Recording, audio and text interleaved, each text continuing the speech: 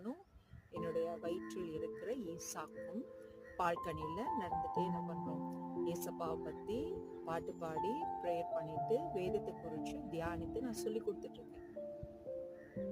ஆமா, சிறையிருப்பு போலதான், எல்லாம் பூட்டிதான் இருக்கும்.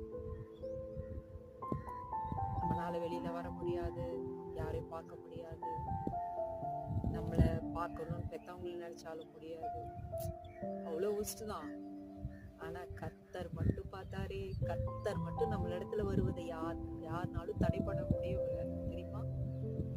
ஒருவேளை நீங்க அந்த சிறையிருப்பு போல சூழ்நிலையில இருக்கீங்களா? யாரும் உங்களை பார்க்க முடியல, நீங்களும் நீங்க பிரியப்பட்டவங்க உங்க மேல அன்பு செலுத்துறவங்களை பார்க்க முடியல, உங்க குடும்பத்துல இருக்கவங்க பார்க்க முடியல, அப்படி இருக்கீங்களா?